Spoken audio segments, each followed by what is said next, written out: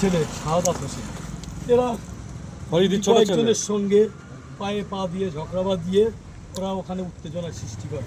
তার পরিপ্রেক্ষিতে আমরা সেই সময় স্পটে ছিলাম না। আমার বাবা ছিল, আমাদের গ্রামের একজন হজরত বলে একজন ব্যক্তি আছে, তিনি ছিলেন।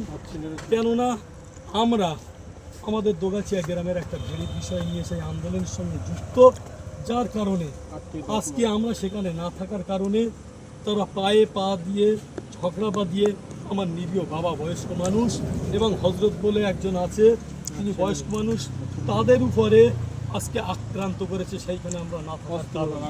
এবং তারা পরবর্তীতে জনিদে বলে একজন আছে কার্তিকপুরে বাড়ি, এবং নূর ইসলাম ওরফে ভরা যাকে ডাক নাম, তাদের কাছ থেকে বিভিন্ন রকমভাবে বোম নিয়ে আলাউদ্দিন, আমাদের গ্রামের প্রাক্তন তৃণমূল কংগ্রেসের মেম্বার আলাউদ্দিন, যিনি আমাদের বর্তমান হাড়োয়ার বিধায়ক, এই সমস্ত গুন্ডাদেরকে শেল্টার দিচ্ছে, তাদেরকে নিয়ে এই আলাউদ্দিন এই সমস্ত গুন্ডাদেরকে নিয়ে আগ্নেয় অস্ত্র বম টম নিয়ে আজকে আমাদের এই নিরীহ বাবাদের প্রতি কাকুদের প্রতি আমরা সেখানে না থাকার পরে তাদের প্রতি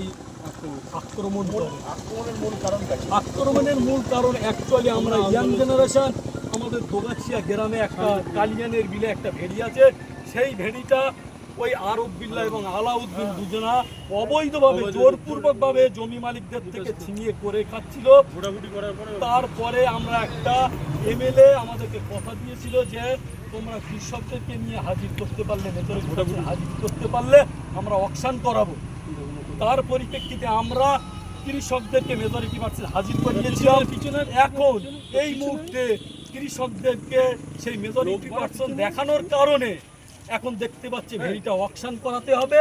তারই আগের বই প্রকাশ আজ আমার বাবাদের প্রতি কাকুদের প্রতি আজকে আমরা না থাকার কারণে এই সমস্ত বয়স্ক মানুষদের প্রতি তারা বই প্রকাশ ঘটালো।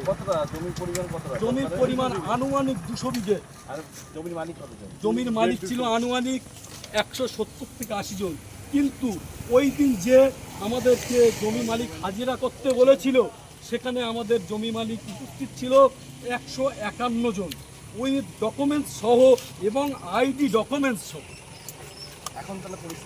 এখন পরিস্থিতি আমার এই বাবাকে এইভাবে মারধর করেছে। হজরত বলে একজন আছে, তিনি এখন হসপিটালে আছে, তাকে এখনো পর্যন্ত আশঙ্কাজনক অবস্থায় আছে বলে তিনি এখন আপাতত হসপিটালে চিকিৎসাধীন।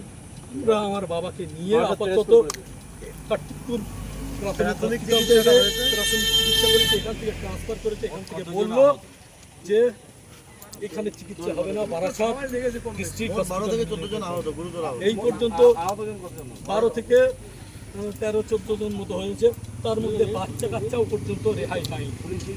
পুলিশ গিয়েছিল লাস্টে, কিন্তু পুলিশও এখনো পর্যন্ত সঠিকভাবে তাদেরকে আশ্রয় দিয়ে পুলিশ এই মুহূর্তে আটক করেছে আরব বিল্লাহ, গৌসুর আজম ওরফে মুন্না, আর একজন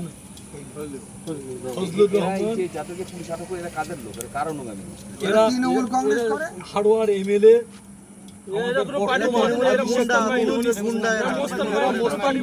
কিন্তু বর্তমানে এদেরকে সেন্টার প্রদান করছে আমাদের হাড়োয়া বিধানসভা হাজী শেখ নুরুল ইসলামের পুত্র শেখ রবিউল ইসলাম, যাকে আমরা এমএলএ বলে ঘৃণা করি। কেননা তিনি সাধারণ মানুষের সঙ্গে প্রতারণা করে গুন্ডা মোস্তানদেরকে সেল্টার দিয়ে সাধারণ মানুষের সঙ্গে প্রতারণা করে যাচ্ছে।